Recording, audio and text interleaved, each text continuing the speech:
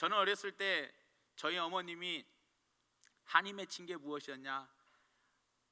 친정아버지께서 학원을 안 보내셨어요. 공부를 안 시켰어요. 공부를 그렇게 배우고 싶은데 친정아버지가 딸들이 무슨 공부냐? 아들만 공부시키고 딸은 공부를 안 시킨 거예요. 우리 애할아버지 때문에 공부를 못한 게 한이 맺혀서 저희 어머님은 저한테 학원을 겁나게 보냈습니다. 방학만 되면 징그러웠어요. 아침 9시부터 학원을 갔습니다.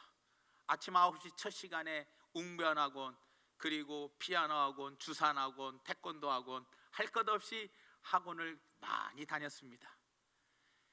처음에는 순종하고 한 번, 두 번 다니다 보니 요령이 생겨서 그런지 한 번, 두 번 빼먹기 시작합니다. 용케도 하루 이틀은 안 걸렸습니다.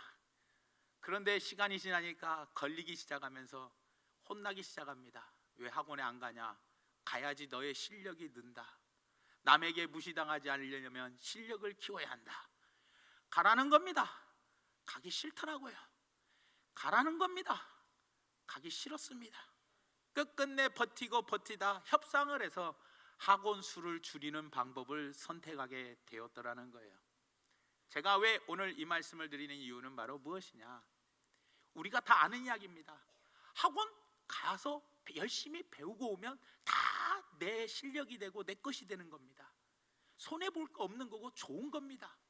그런데 우리는 자꾸 똑같은 이야기를 반복해서 이야기하면 잔소리로 들리고 듣기 싫어하고, 그리고 너 공부 못하면 나중에 뭐 빌어먹어, 아주 악담까지 해가면서 혼을 냅니다. 옛날 부모님들은. 근데 그게 어떻게 보면은 다 사랑해서 하는 말이거든요, 여러분들. 그러니 오늘 말씀에도 제가 여러분들을 너무 사랑하는 마음으로, 여러분들 다 아는 말씀이지만 다시 한번 되풀이하면서 되새기며 오늘 말씀을 전하는 거니 부디 너그러운 마음으로 여러분들이 이해해 주시고 저를 용서해 주시고, 그리고 사랑으로 여러분들 꼭 말씀을 받아들여 이 말씀대로 한번 순종해 보시기를 예수님의 이름으로 부탁을 드립니다.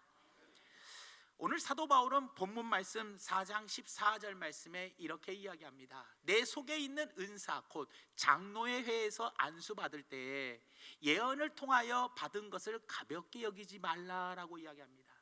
네가 받은 은사, 네가 받은 은혜를 가볍게 여기지 말아라라고 이야기를 합니다. 왜냐? 내가 받은 은사, 내가 받은 은혜가 하나님이 나에게 주시고자 하는 분량이고 그릇이고, 그리고 나에게 꼭 필요한 것들이고, 우리는 은혜 없이는 단 하루도 살 수 없고, 은혜 없이는 신앙생활을 도저히 할 수 없고, 은혜가 없이는 나는 이 십자가를 짊어지고 주님의 발자취를 따라갈 수 없다라는 거예요, 여러분들. 그렇기 때문에 은혜는 반드시 내 안에 머물러 있어야 한다라는 거예요. 왜 은혜가 중요하냐? 하나님의 성령의 불이 왜 성령이 중요하냐?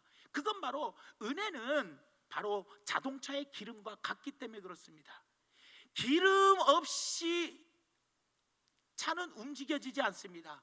기름 없는 차는 아무짝에도 쓸모가 없습니다. 하지만 반면에 기름이 가득한 차는 얼마든지 운행할 수 있고 내가 가고자 하는 목적지로 얼마든지 갈 수가 있다라는 거예요. 그리고 기름을 가득 넣었어도 어느 정도 시간이 지나면 그 기름을 다시 채워 넣어야 돼요. 보충을 해 주어야 합니다. 그래야 가는 것이지, 기름이 떨어지고 있는데 보충을 해주지 않으면 이 차는 아무 쓸데가 없고 그냥 길가에 받쳐놓을 수밖에 없다라는 거예요, 여러분들. 여러분, 은혜도 마찬가지입니다. 우리의 신앙생활도 마찬가지예요. 한 번 은혜를 받았다고 해서 이 은혜가 평생 가는 것이 아니라는 거예요, 여러분들. 우리는 수시로 이 은혜의 기름을 보충해 줘야 합니다. 날마다 보충해 주면 더 좋고요. 떨어지기 전에 우리는 이 은혜를 보충해야지 내가 은혜롭게 승리하면서 기쁨으로 신앙생활할 수 있다라는 거예요. 그래서 우리는 수시로 은혜를 기름 붓기 위하여 매일 새벽 기도회도 있고, 금요 심야 기도회, 수요 기도회, 1년에 한 번 부흥회, 1년에 2번 성령 충만 기도회, 매일 저녁 기도회, 그리고 주일날에는 애나불의 기도회까지 많은 기도회와 예배들을 우리가 다 준비해 놓고, 그리고 월삭 새벽 기도회가 내일 있지 않습니까? 이런 것들로 말씀으로 인하여 우리에게 뭐예요? 은혜를 보충하고 성령의 충만함을 더욱더 충만하게 채울 기회를 우리는 자꾸 만들어 나가야 되더라는 거예요. 여러분들, 사랑하는 성도 여러분, 우리가 살아가면서 하루에 밥을 2끼에서 3끼는 먹습니다. 그런데 내가 배가 부르도록 많이 먹었어도 시간이 지나면 이 배는 꺼지게 되어 있는 거예요. 마찬가지입니다. 은혜도 이 밥과 마찬가지예요. 은혜 한 번만 받고 그때 너무 좋았어, 감격했어. 이번 부흥회 나는 너무나 은혜 받았어. 야, 이번에 기도원에 가가지고 난 너무 은혜 받고 왔는데, 야, 시간이 지나니 이 은혜가 점점 떨어지더라는 거예요. 그럴 때 우리는 뭐 해야 돼요? 시간마다 뭐예요? 이 은혜를, 밥이 배가 꺼지면 다시 밥을 먹듯이 밥 먹을 시간이 반드시 오잖아요. 마찬가지로 우리도 반드시 은혜를 보충하고 성령의 충만함으로 기름 부음을 받아야 되더라는 거예요. 여러분들, 이와 같이 우리가 받은 은혜는 자꾸만 소멸되기 때문에 어떻게 해야 돼요? 우리가 다시 기도하고 간구하여 날마다 은혜를 보충해야 되더라는 거예요. 그리고 또 받은 은혜를 쏟아버리지 말아야 돼요. 받은 은혜를 소멸하지 말아야 돼요. 받은 은혜를 마귀에게 빼앗기지 말아야 되더라는 거예요. 우리 마귀는 우리의 대적입니다. 우리가 은혜를 받으면 우리가 은혜 받은 거에 대해서 마귀는 시기 질투합니다. 그래서 어떻게 해서든지 우리 안에 있는 은혜를 쏟아버리게 하려고, 우리 안에 있는 은혜를 뺏어가 버리려고 악한 마귀는 여러 가지 시험으로 우리를 괴롭히고 우리를 힘들게 하고 어렵게 하더라는 거예요. 여러분들, 그럴 때 여러분들, 우리는 어떻게 해야 돼요? 악한 마귀에게 절대로 이 은혜를 빼앗기지 말고 소멸시키지 말고 반드시 이 은혜를 지키고 유지해야 되고 더욱더 보충해 나가야 되더라는 겁니다. 여러분들, 그렇기 때문에 우리가 이 은혜를 어떻게 받았습니까? 그냥 하나님 은혜 주세요 하면 그냥 은혜를 막 주십니까? 아니잖아요. 성령의 충만함을 주세요 한다고 주십니까? 얼마나 내가 이 성령을 받으려고, 이 은혜를 받고자 얼마나 치열한 전쟁과 기도와 간구와 열심과 땀 흘림과 눈물과 콧물을 쏟으면서 어떻게 해산하는 고통 속에서 내가 이 은혜를 내가 받았는데 이거를 쉽게 빼앗기면 되겠냐라는 거예요. 여러분들, 그렇기 때문에 사랑하는 여러분, 이 받은 은혜를 빼앗기지 말고 쏟지 않고 오래오래 간직하고 더 충만하게 받는 비결을 오늘 한 가지로 말씀을 드릴 테니 부디 오늘 말씀을 통하여 여러분들 받은 은혜를 빼앗기지 말고, 그리고 더욱더 은혜를 많이 보충하는 여러분들 되시기를 예수님의 이름으로 축원을 드립니다. 바로 무엇이냐? 바로 모이기에 힘써야지 은혜를 날마다 받고, 그리고 이 은혜를 수시로 보충하고, 그리고 이 은혜를 빼앗기지 않는다는 거예요. 뭐하기에 힘써라? 모이기에 힘써야 한다는 거예요. 모일 때 역사가 나타나고, 모일 때 기사와 이적이 나타나고, 모일 때 능력이 나타나고, 모일 때 성령이 임합니다. 여러분들, 마가 요한의 다락방에 120명이 모여가지고 기도했다라는 거예요. 500명이 예수님의 승천을 보았지만 120명이 모였고 380명은 다 떠나버렸다는 거예요. 사랑하는 여러분, 사도행전 2장 46절에 초대교회는 어떤 교회였습니까? 날마다 마음을 같이하여 성전에 모이기를 힘썼다는 거예요. 여러분들, 초대교회 성도들은 날마다 모이기를 힘썼어요. 왜요? 성령의 역사가 나타나기 때문이라는 겁니다. 느헤미야 9장 1절 말씀에도 그달 20나흘날에 이스라엘 자손이 다 모여 금식하며 굵은 베옷을 입고 티끌을 무릅쓰며 하나님께 간구하며 회개하고 통곡하고 자복했어요. 이게 바로 느헤미야의 수문학 광장의 기도 아닙니까? 여러분들, 수문학 광장에 남녀노소 할 것 없이 어린아이부터 어른까지 할 것 없이 모두가 다 모여서 하나님께 간절히 기도할 때 하나님은 역사에 주시더라는 거예요. 미스바에서 사무엘이 모여서 많은 백성들과 하나님께 기도했어요. 미스바 대성회를 열었어요. 그럴 때 하나님은 미스바에서 센 사이까지 여기까지 우리를 도와주셨다 하면서 도움에 돌하면서 뭐예요? 승전가를 울리게 해 주셨다는 거예요. 여러분들, 사랑하는 여러분, 모일 때 반드시 모여야 돼요. 교회가 내일 월삭 새벽기도 한다 그러면 모일 때 모이세요. 부흥회를 한다, 뭘 한다 할 때 모일 때 모이는 것이 중요한 거예요. 모일 때 떨어져 나가면 어떻게 되느냐? 사탄의 공격 대상이 되는 거예요, 여러분들. 우리는 모여가지고 뜨겁게 새벽에 기도하는데 나는 집에서 편안하게 자고 있으면요, 사탄의 공격 대상이 되는 거예요, 여러분들.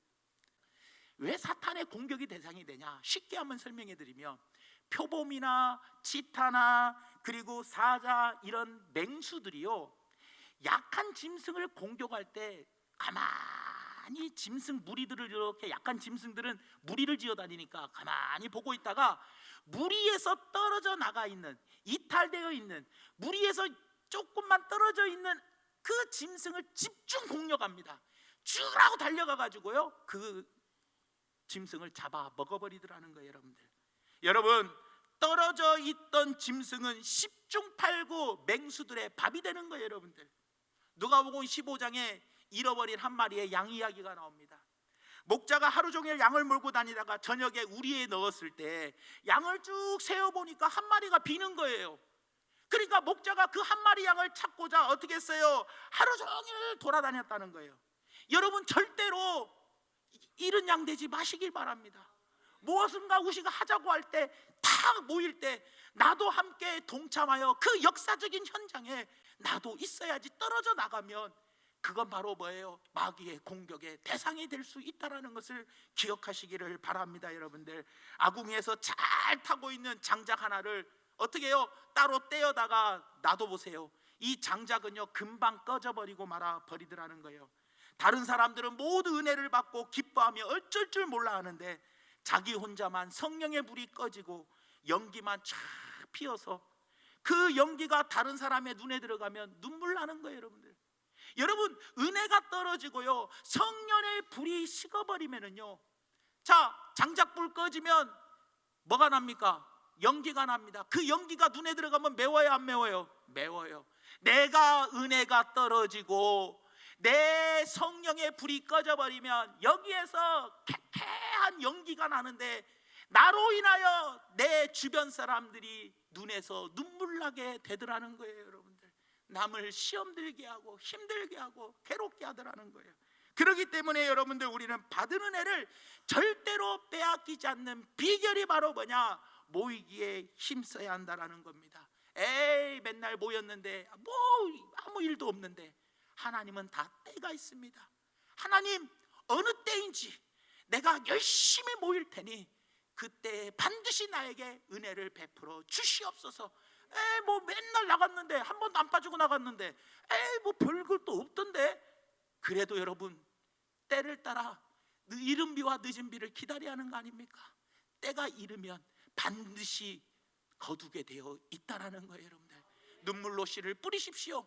기쁨으로 반드시 때가 참에 거두게 된다는 걸 기억해 주시기를 예수님의 이름으로 부탁을 드립니다. 그래서 여러분들, 우리가 사탄이 우리를 모이지 못하게끔 여러 가지 방해를 합니다.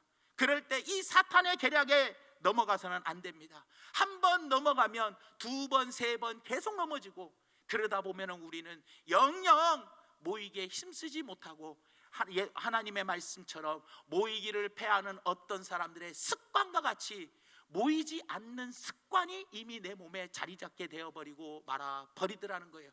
구역 모임도, 기관 모임도, 모든 모임도 한 번, 두 번, 세 번 모이지 않다 보면 점점 모임에 모이지 않는 습관이 내 몸에 생겨짐으로 말미암아 은혜의 자리에 거리는 점점 멀어진다는 것을 기억해 주시기를 예수님의 이름으로 부탁을 드립니다. 그렇다면 모이기에 힘써야 한다는 것은 어떤 뜻이 있느냐? 두 가지 의미가 있습니다.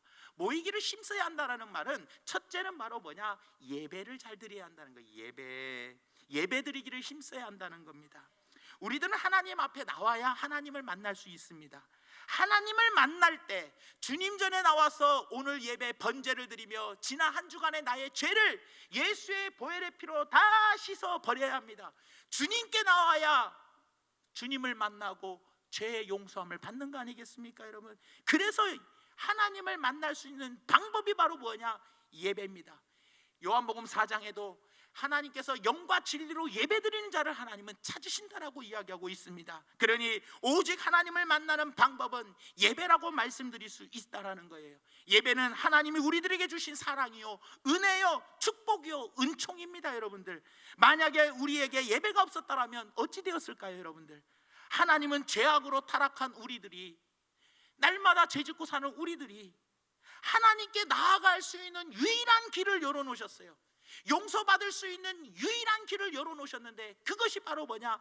예배라는 겁니다. 예배. 그렇기 때문에 하나님께서 이스라엘 백성들을 애굽에서 구원하여 내시고, 그들을 갖다가 맨 처음 명령이 뭡니까? 바로 너희는 나를 위하여 내가 거할 성소를 지으라는 거예요. 내가 거기서 너와 만나주겠다라고 이야기합니다.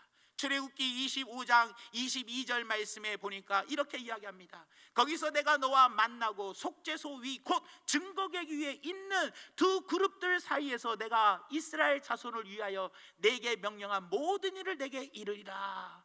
내가 너와 그 성소에서 만나주겠다는 거예요. 여러분들, 출애굽기 30장 6절 말씀에도 그 제단을 증거궤 위 속죄소 맞은편 곧 증거궤 앞에 있는 휘장 밖에 두라. 그 속죄소는 내가 너와 만날 장소다는 거예요. 여러분들, 열왕기상 9장 3절 말씀에도 여호와께서 그에게 이르시되 내 기도와 네가 내 앞에서 간구한 말을 내가 들었은즉 나는 내가 건축한 이 성전을 거룩하게 구별하여 내 이름을 영원히 그곳에 두며 내 눈길과 내 마음이 항상 거기에 있게 하겠다는 거예요. 여러분들, 시편 11편 4절 말씀에도 여호와께서는 그의 성전에 뭐하고요?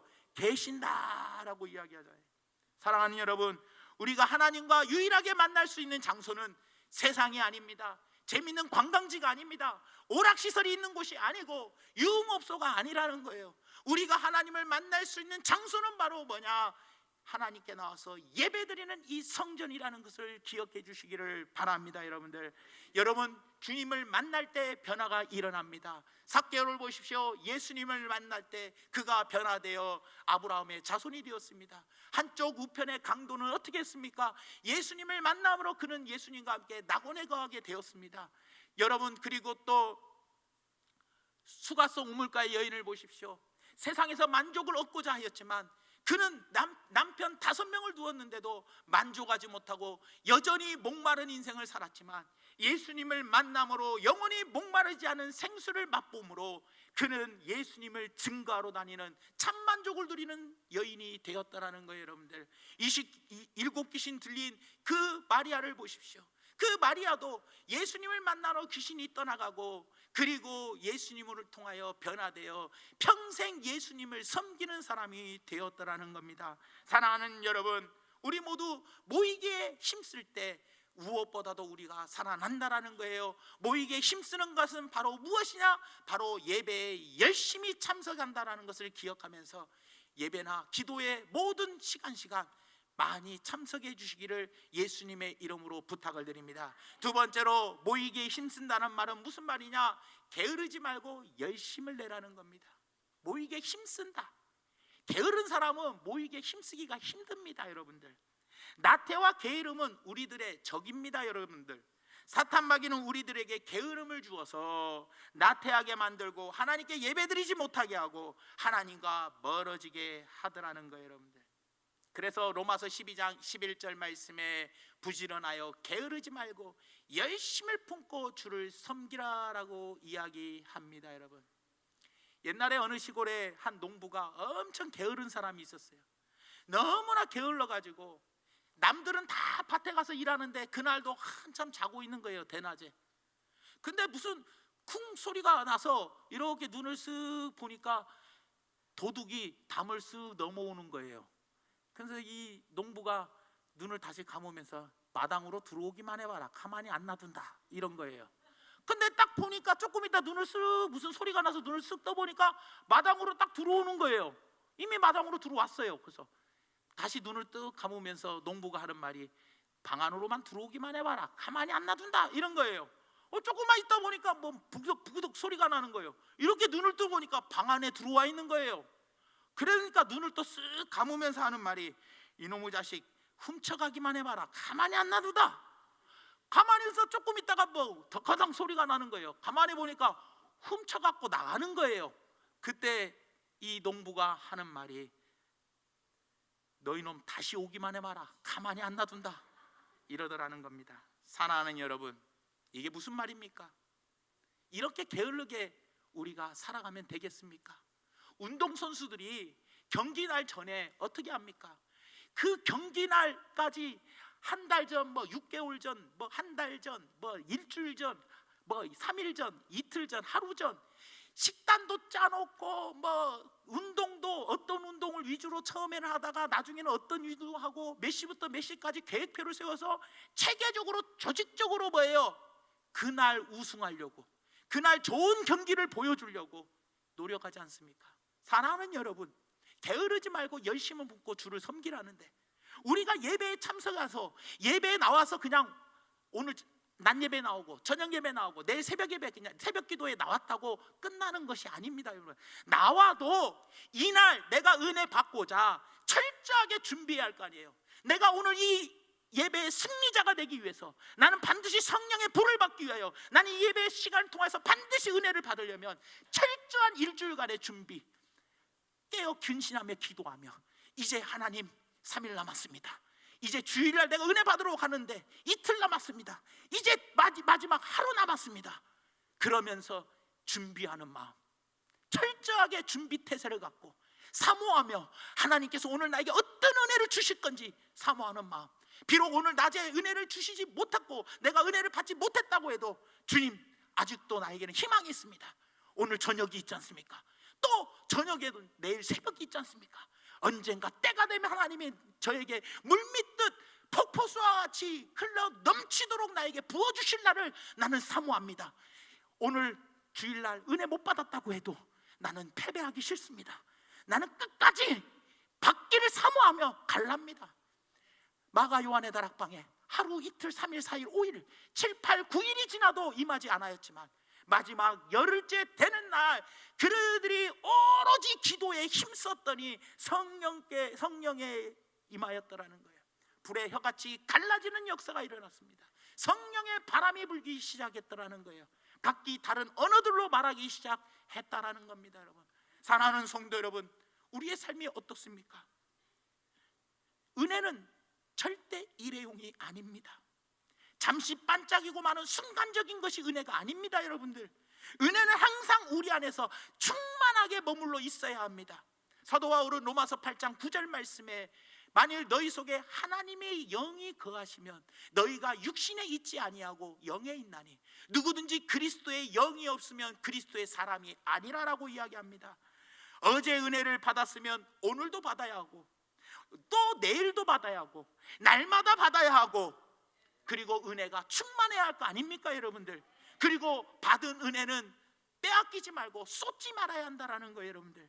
그렇기 때문에 한 번 불이 붙은 나무는 다시 한 번 불 꺼진 나무는 다시 불을 붙이려면 배가 힘들어 버립니다 여러분들. 그렇기 때문에 받은 은혜를 굳게 잡고 지킬 줄 아는 성도님들 되시기를 바랍니다. 계시록 2장 25절 말씀에 다만 너희에게 있는 것을 내가 올 때까지 굳게 잡아라.